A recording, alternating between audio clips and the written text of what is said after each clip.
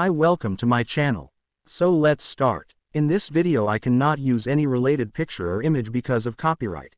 Although vadim perelman's Persian Lessons is credited as an adaptation of the short story Erfindung einer Sprache by Wolfgang Kohlhase, the film begins with titles that read, "Inspired by True Events," a nod to the film's Holocaust setting. Though millions of Jewish people were imprisoned and killed in concentration camps during this time, this misguided drama, written by Ilya Safin, isn't interested in the truth of their stories. Instead, it's a contrived triumph of the human spirit narrative where the Jewish character at the center is rendered a cipher for suffering while his Nazi tormentors are unconsciously humanized. We're introduced to Gilles Nahuel Pérez Biscayart, a Jewish man from Antwerp, after he's been captured in France by the German army.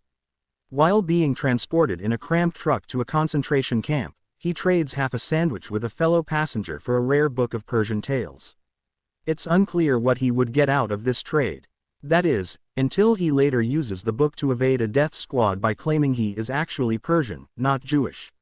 This is the first of many contrived coincidences, followed immediately by another when the soldiers spare his life, after unceremoniously murdering all his fellow passengers, because their deputy commandant Koch Lars Eidinger has been looking for someone to teach him Farsi. Now answering to the name Reza, to whom the book had been inscribed, Gilles must work in the camp's kitchens during the day and teach Koch Farsi at night, despite not knowing a lick of the language. In a move seemingly crafted solely for the big emotional payoff at the end of the film, Gilles Reza uses the names in the camp's ledger as a mnemonic device to create the 2,000 vocabulary words Koch hopes to learn so he can move to Tehran after the war. Mining the tension of whether the Nazis will murder a Jewish man or not is already a queasy way into this horrendous period, but that Safin's screenplay does little to flesh out who Gilles Reza actually is beyond his trauma makes it even more exploitative.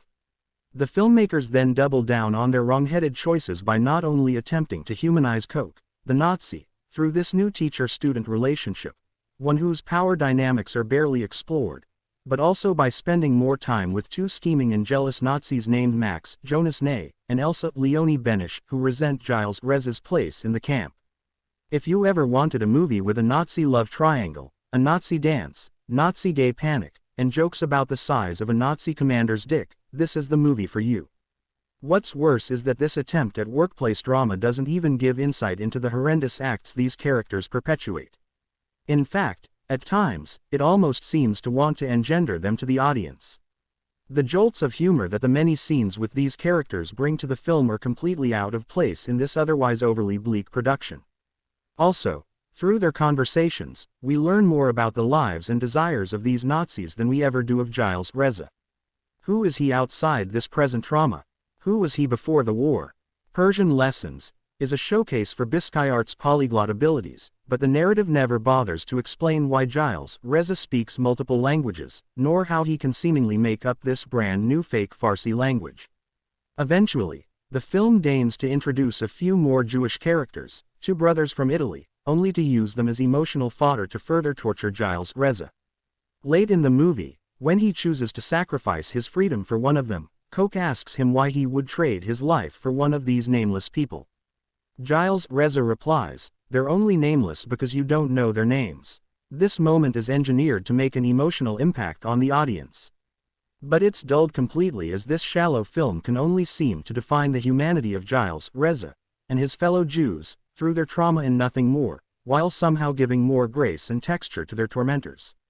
Biscayart does a lot of heavy lifting with his deeply felt performance, despite the lack of depth his character is afforded.